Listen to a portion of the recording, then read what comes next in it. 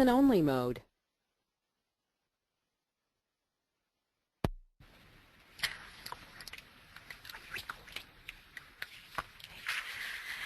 Good afternoon and welcome to the July webinar presented by the Recruitment, Training and Support Center at the Federation for Children with Special Needs.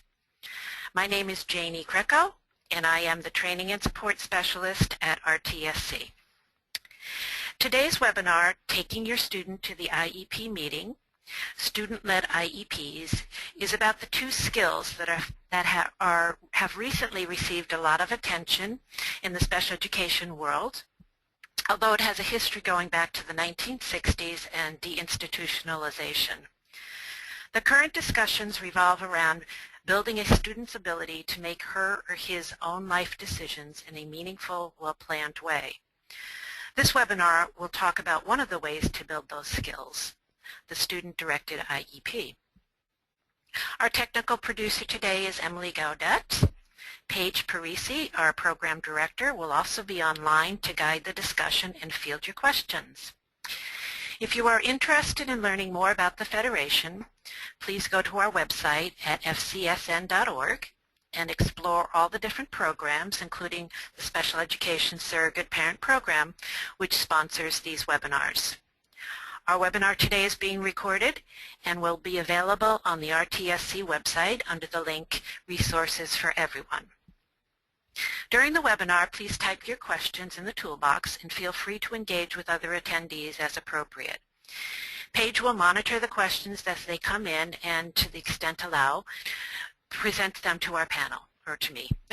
If your question is not answered live, please send us an email and we will do our best to follow up with you. Okay, so welcome everyone. Let's start right out here. We are going to have a poll today during the webinar, and so I'm going to ask you not to flip forward in your slides because I inadvertently left the answers on. Not that there's a right or wrong answer, but it's more fun if you don't know the actual correct answer. So anyway, here we go.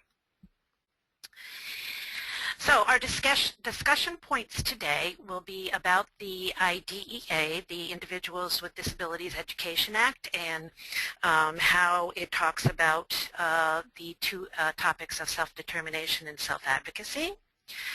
We're going to talk about some evidence-based positive outcomes of the student-led IEP.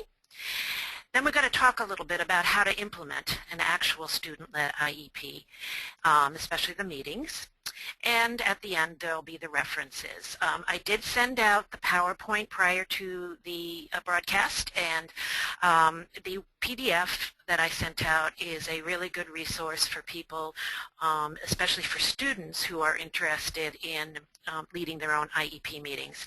The other references have various ways to help your student to access various things that we'll talk about during the actual broadcast here. Oops. Here we go. Okay, so IDEA. It talks about the child's ability to attend the IEP meeting in a couple of places. It was first talked about, I believe, in 1997 when transition planning became a very big deal. It says specifically that a child with a disability may attend the IEP meeting if appropriate, but if the meeting is about transition needs or services, the student must be invited. If the student doesn't attend, the preferences and interests must be considered, and I think in that particular section they're talking specifically about transition. And ultimately, having the student involved in the IEP process is really about the transition piece where the student is the one who decides the future, his future, essentially. So also in the IDEA, it talks about how the parents can decide with the student whether or not the child's attendance will be helpful in developing the IEP or beneficial to the student. So again, parents have a strong voice in the IDEA laws, and one of the ways that they can use their rights is to talk to their students about, or their children, about whether or not the child will want to attend the meeting, and will it be beneficial to the student. SESPs are encouraged to bring their students to the IEP meetings, and in the case of the SESPs, you probably want to discuss the attendance of the student with the DCF social worker, because of, they are in the custody of the state. And it also, we talk a little bit more about the developmental stages of the children and what the attendance, or what self-determination and self-advocacy will look like for kids at different ages. Sorry, keep hitting the wrong button here. Okay. One of the places that is very up on top of the whole idea of getting students involved is called CASA, K-A-S-A, Kids as Self-Advocates. It's based in the Dakotas, I believe, but it also is not an international, a national organization, and there is the internet address right there. But one of the little guys that wrote in on the blog that they run, a little ninth grader, this is one of his quotes. I think one of the very things that is a must in making your IEP work for you is understanding and communicating what is in it. That begins by being a part of the IEP team.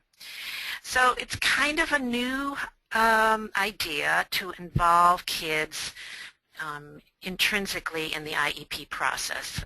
And so I'm sure a lot of people out there are going to have some questions about it, and please feel free to write them in as we go along. So self-determination and self-advocacy. I actually got the definitions of these two things out of the Oxford Dictionary, but there are many books being written right now about especially self-advocacy and self-determination as the rights of people with disabilities evolves in the country. But at the base, self-determination is the process by which a person controls their own life. And self-advocacy is the action of representing oneself or one's views or interests. So they're very intertwined, very important these days for kids who have disabilities, especially as they enter the community after high school or college, and start working and hopefully having a productive life. SESPs, parents, teachers, can help students using strategies to build skills for both of these things. These skills are included in the Massachusetts Social and Emotional Learning Code, or the advisory that the Department of Education has put out. And again, they're usually put in as age-appropriate skills, and again, we'll talk a little bit about that. But by using these skill-building things for self-determination and self-advocacy, students will gain the confidence to become active participants in the IEP process.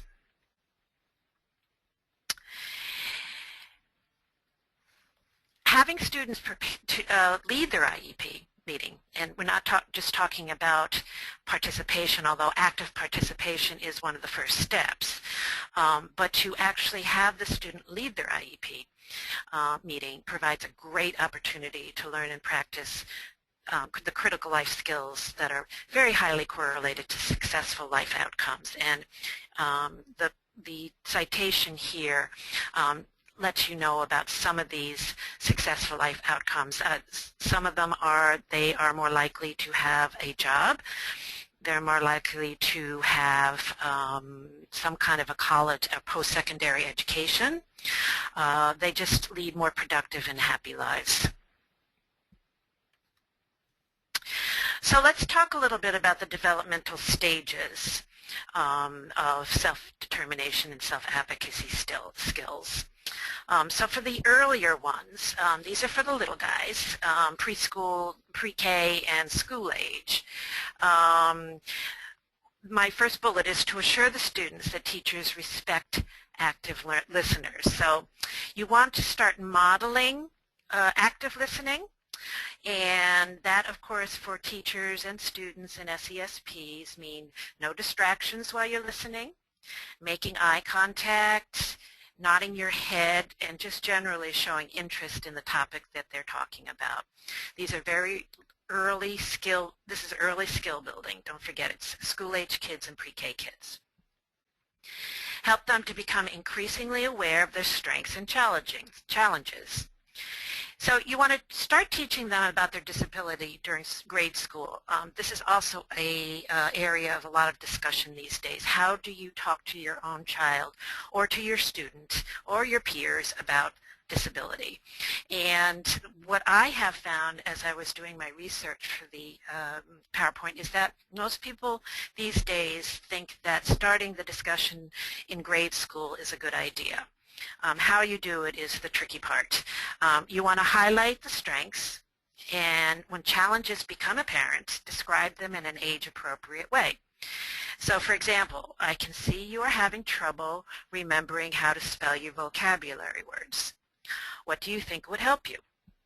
This also engages them in coming up with solutions for their own issues, and they learn to vocalize exactly why they're having trouble, and they become aware of their challenges. Practice how to ask for help in an engaging way.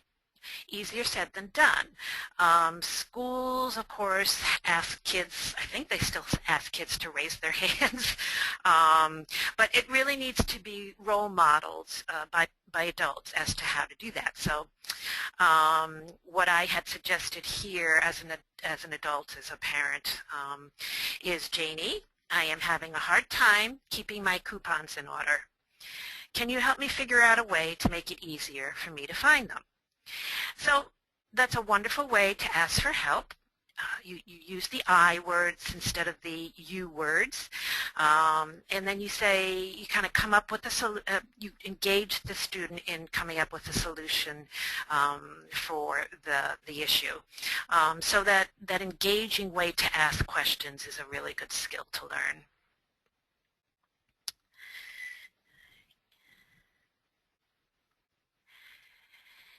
And then for the next age group here, this is for the late elementary, early middle schoolers.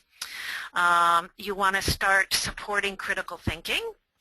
And for example, you want to have the kids start to learn their own style of learning. And they can be identified by saying verbal, visual, sensorial, meaning hands-on, and you explain to the kids exactly what these mean and to figure out their own successful style. Easily done. Do you think you learn better when you hear something or when you see something? And each subject area could be accessed in a different way. Sometimes math, kids like to use manipulatives or sensorial strategies.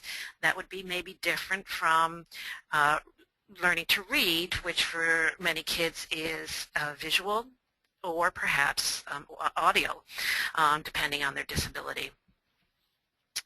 And then you want to engage in problem solving. Again, discuss which teachers clarify and which confuse. So when challenges occur, ask your student to engage in the problem solving. Okay? Janie, I hear from Mrs. Parisi that you are struggling with your fractions. When you are in your academic support group, you don't struggle as much. Let's figure out why. Okay, so again, you engage the student. It gives them that feeling of control and allows them to develop some skills in executive functioning in an age-appropriate way. And then the last one is for the older kids. And they're beginning to realize, and I think we all know, that the strongest self-advocates are those who feel very good about themselves. And that's why you want to build the skills early and let them know that the strengths are as important as the challenges. And by middle school, the kids should know the name and description of their disability.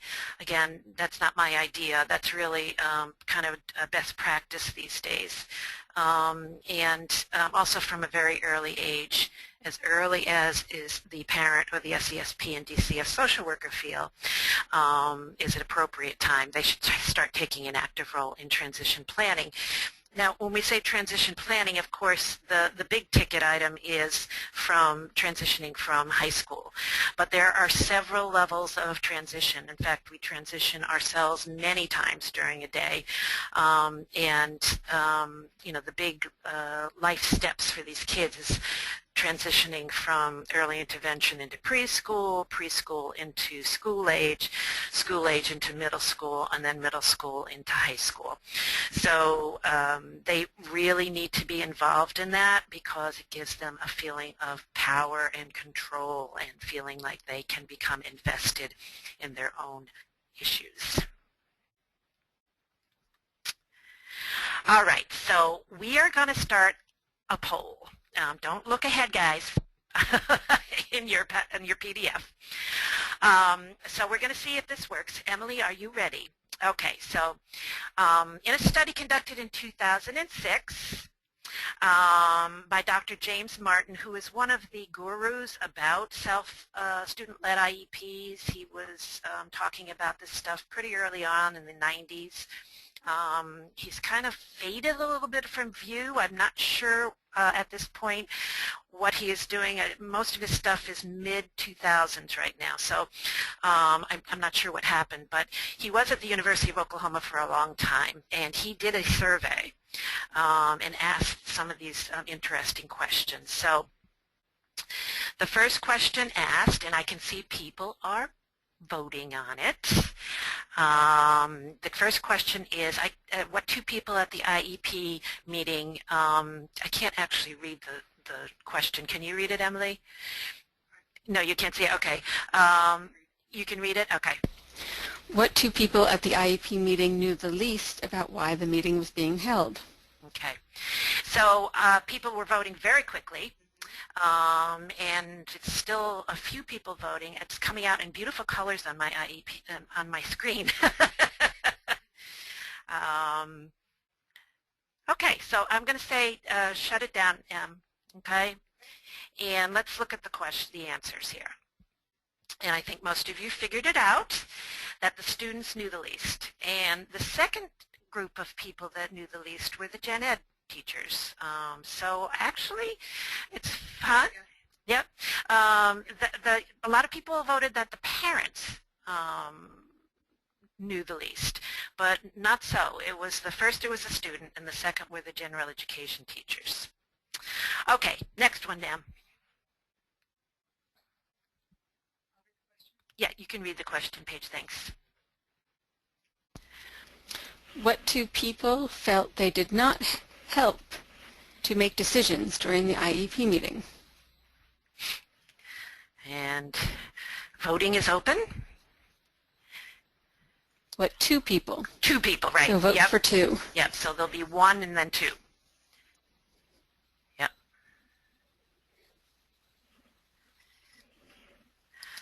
I can see people took a cue from our last answer. Okay. You can close it, Em. Yeah. All right, so the answer is gen ed teachers felt they helped the least in making decisions during the IEP meeting, followed by the students. So you don't see my slide? Did you take it down? I see. Yeah, I took it down and shared it. I see the results. Oh, okay. Everybody okay out there? The results. Yeah, okay, so we're okay. All right, so the survey found that gen ed teachers felt the least, they helped the least. And I can see from the poll here that people thought the student felt that they helped the least, which would make sense to me, just from attending IEP meetings. But again, parents kind of not in the running here. So general education teachers, very interesting, I think. All right, and next one, Em. And Paige, can you read it? What percentage of time did the special education teacher talk during the IEP meeting?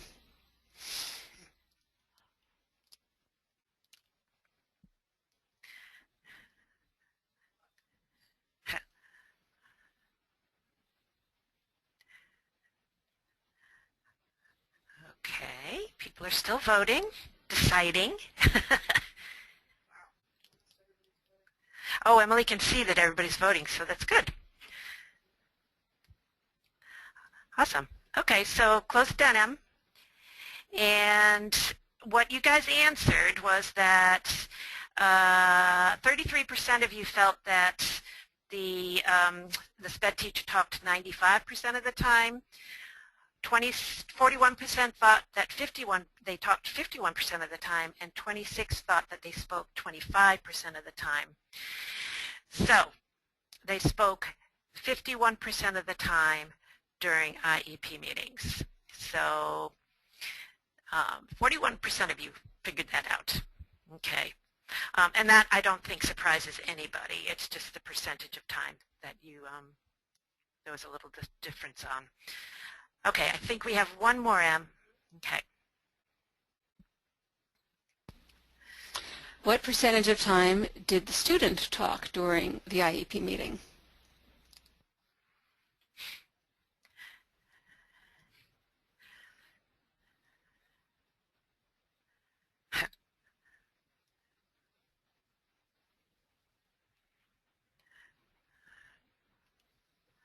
I know the answer to this one. I think you probably all do, just about.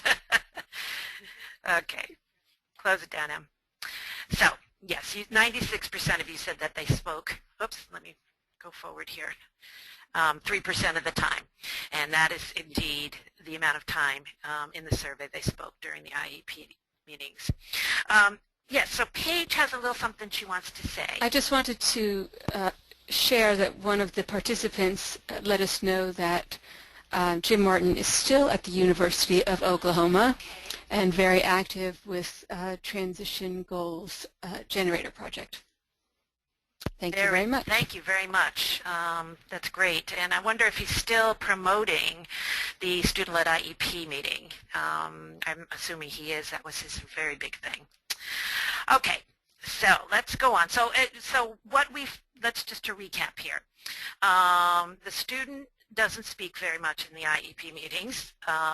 They don't feel very much in control of what they don't feel they're helpful at the IEP meetings, and they don't feel that they even know a whole lot about why they're there, as do the general education teachers. So that probably is something that we should all be aware of as SESPs and parents.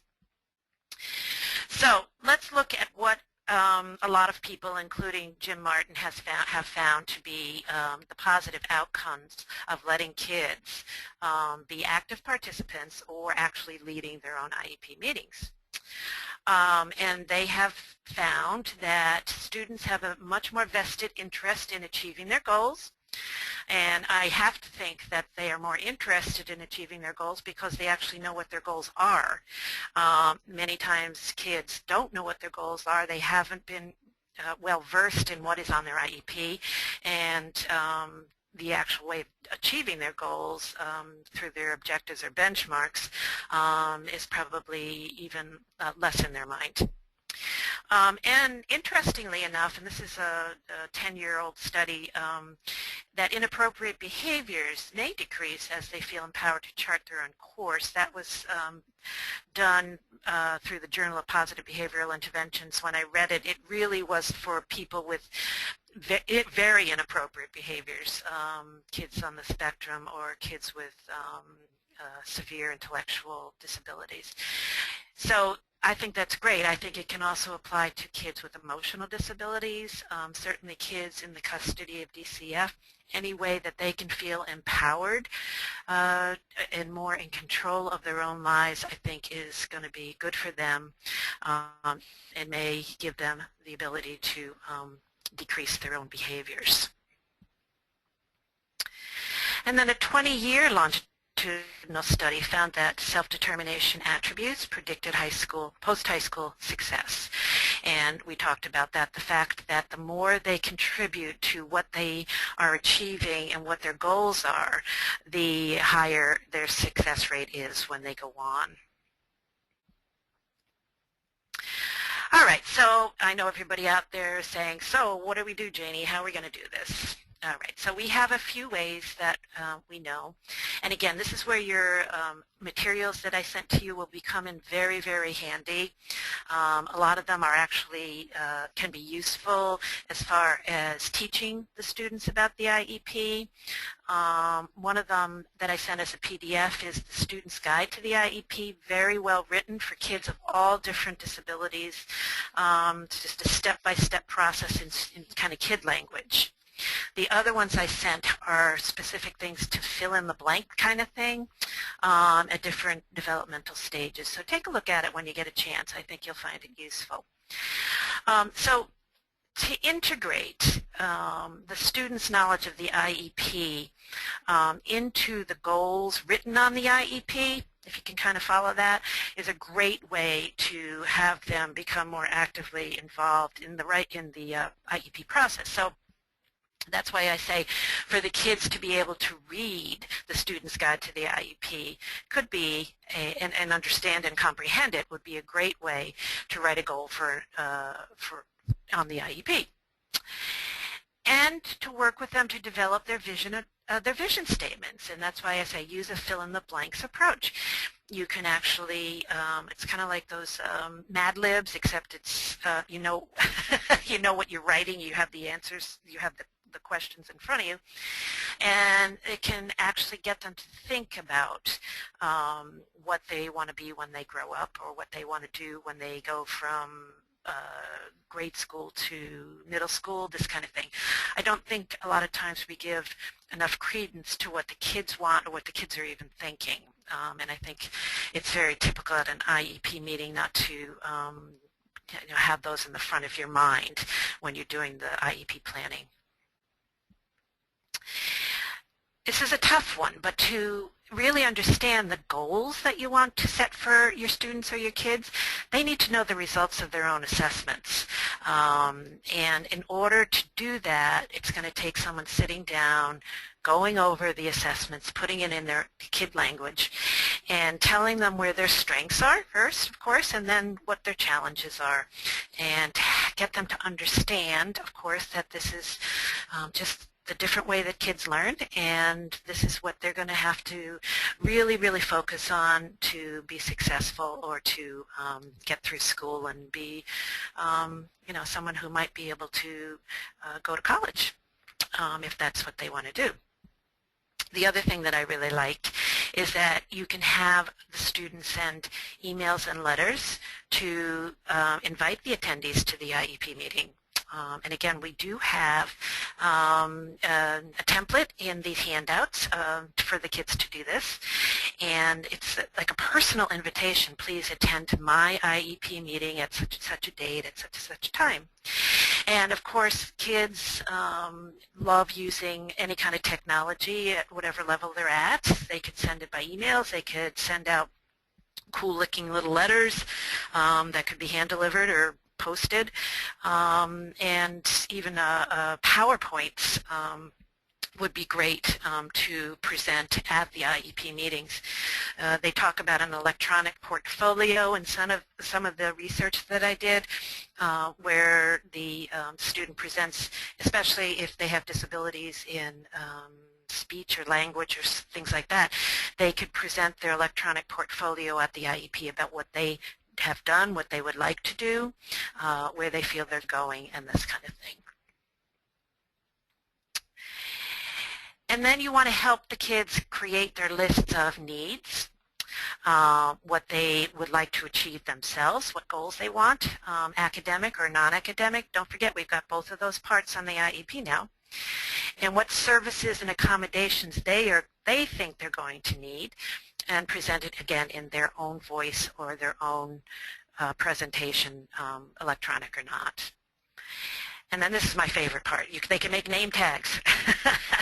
And they can develop their leadership skills by finding out if refreshments can be served, and how to make sure those refreshments are going to be available to the team. Wouldn't you love that as a parent or as a teacher? Be awesome. You also can have the kids or your student write the strengths and needs paragraph and what they propose as IEP goals. And that provides not only the ability for them to integrate their self-determination goals, but it also can improve their writing skills. And again, that would be a great IEP goal in itself. To work on and to establish in an ELA goal of some kind the strengths and needs for his or her IEP for the next year. And again, if you can write the goals in the first person, I know this is not something that we typically do on an IEP.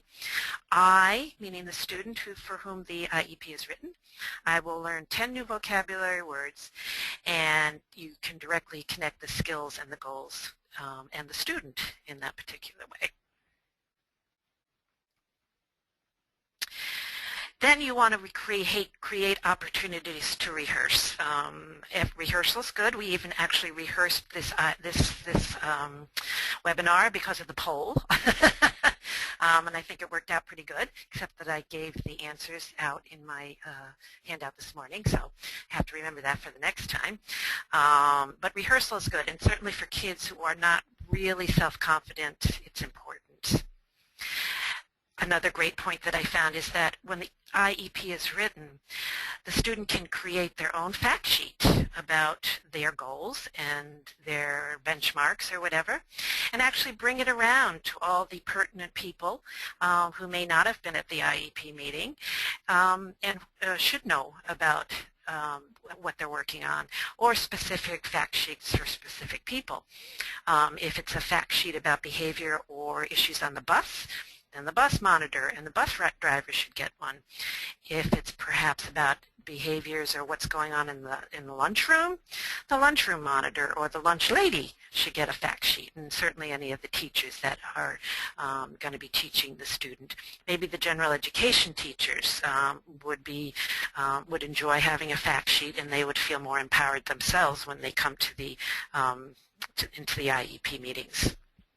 And we all know that a general education teacher should absolutely be at the IEP meeting. In fact, I think it's isn't it one of the rules that they have to be there, Paige? I think I saw that somewhere in the IDEA, didn't I? Yes. Okay. She came on just to say yes. All right, thanks. And then, of course, I think we probably all know this from writing social emotional goals, that if you have a student self-monitor and self-evaluate their own IEP goals on a regular basis with somebody who could be a mentor or someone whom they trust and have a good relationship with, that's a great way for them to also be engaged in their own IEP issues. And then, of course, the ultimate goal is to create goals on the IEP that would integrate the strategies and opportunities for student-led IEPs. And that would be, for example, I will prepare for my IEP meeting by reading about the IEP process and writing my vision, accommodations, and goals for next year. And again, there is a template available for working through the IEP with the student, and you know, if it's hard to find a teacher who's willing to do that, parents can certainly do that on their own. But to get the teachers more involved, I think that would be awesome too, because it's just so much more meaningful for the teachers and the kids if they're more integrated into the process. So what are the potential outcomes of having the kids do this? The wording of the IEP is going to be a lot more user-friendly because, first of all, the student, if this is a particular meeting where a student is leading the meeting, where they introduce themselves, where they bring the PowerPoint up, where they are actually the most focused person in the IEP meeting, it's going to be a whole lot more user-friendly for not just the student, but for the parents, and maybe even for the teachers. So it brings it down on a more down-to-earth way of understanding what's expected for the kids. And they have found that when an invitation to an IEP meeting is received by an adult from a student, attendance it has been improved. As more people come, more people are intrigued, more people are curious about seeing how it's going to go. But it's also a great way to get to know a student, I think, and to learn about their strengths and their challenges. And it becomes a much more collaborative experience, and the student, of course, feels like they're in the driver's seat, and it's more focused on their needs. And there are definitely positives coming out of that.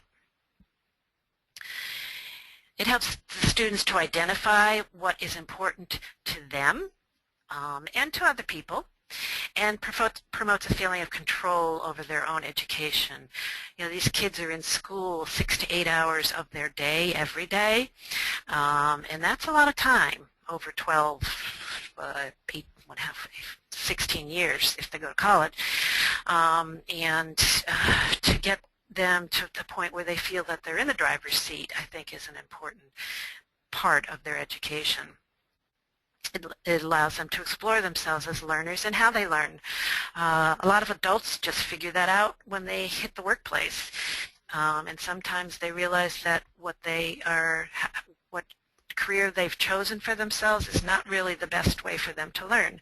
And unfortunately, sometimes that means that they are not as successful as they could be at the jobs that they've chosen.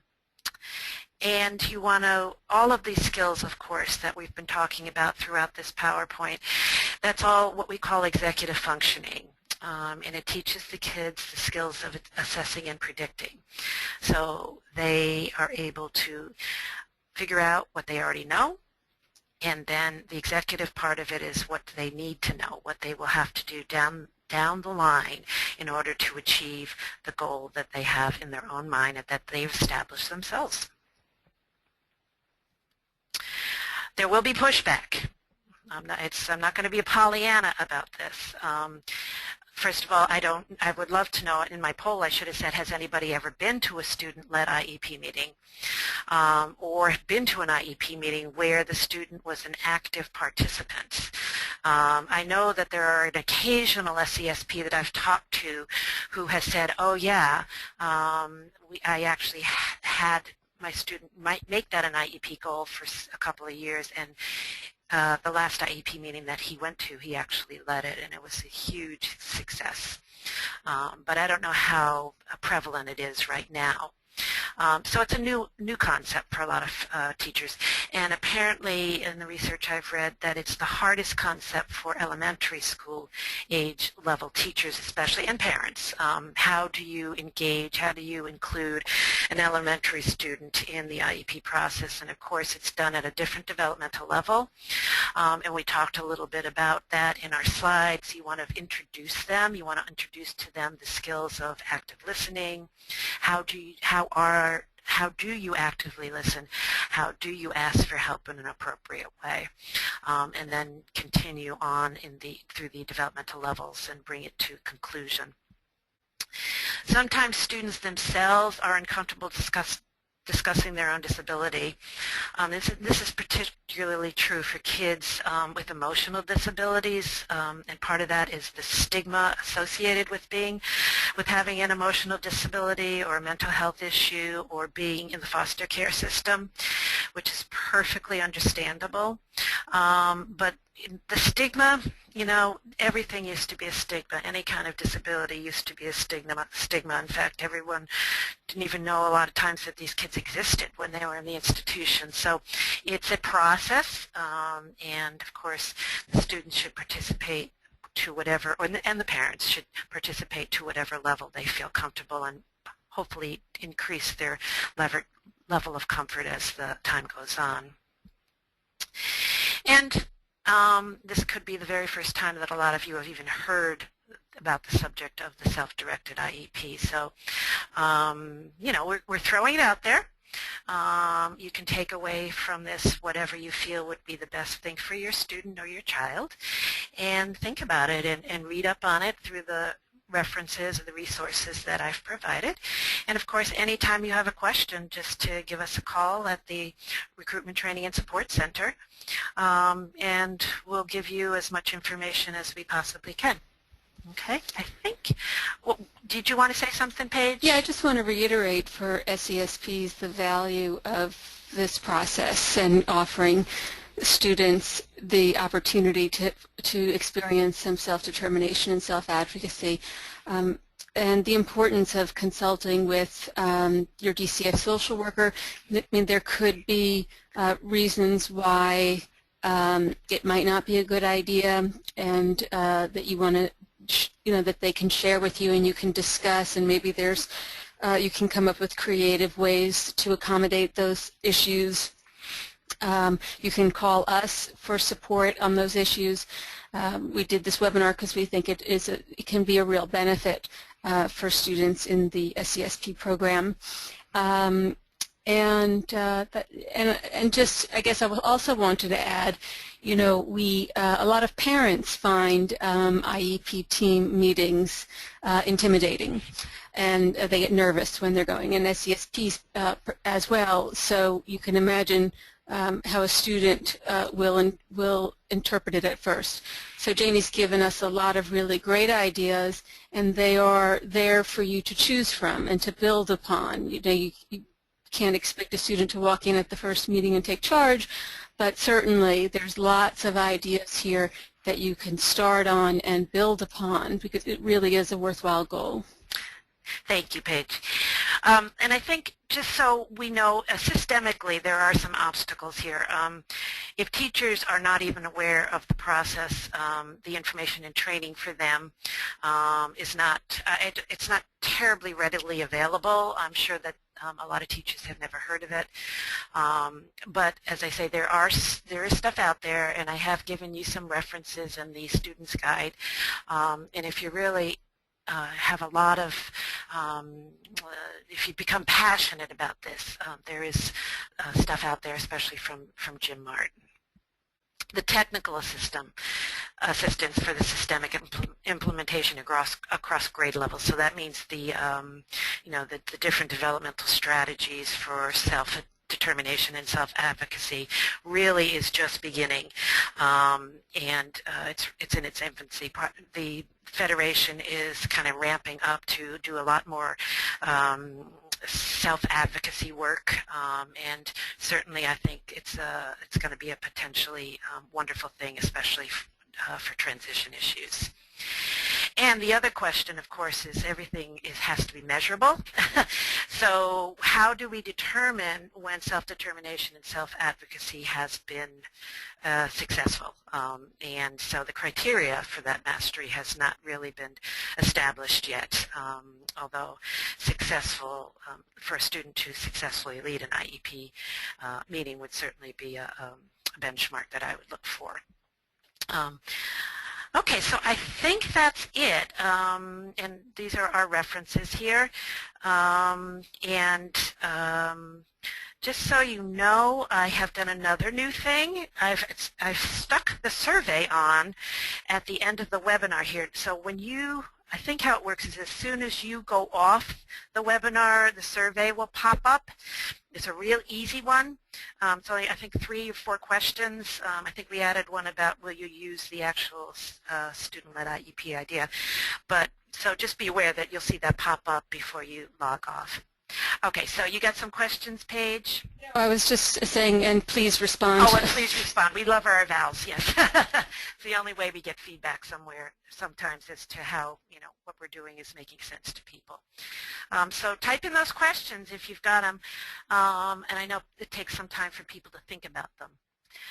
So we'll give you a couple of minutes to think about it. And even if you want to make a comment about how you feel about this, it doesn't have to be a question. Do you think this is a good idea? Do you think this is a wacky idea? Do you think your kids would, or your students would ever be able to do this, or do you think it's just a pie in the sky kind of thing? Let us know. We can put the comments out or keep them private if you want. It's up to you. So.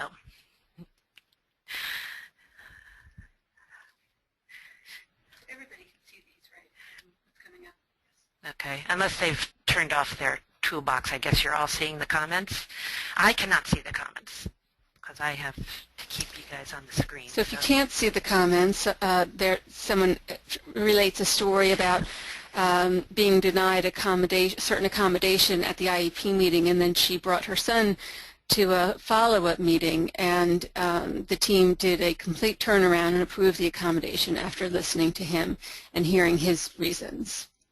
So that was a real benefit. And somebody asks that we call her on another topic, and we certainly will. And someone said she can't wait to have her son more involved with the process. Yeah.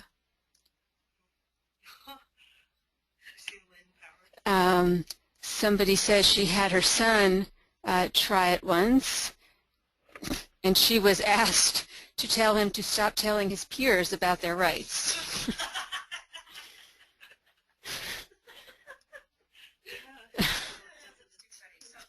Overly empowered.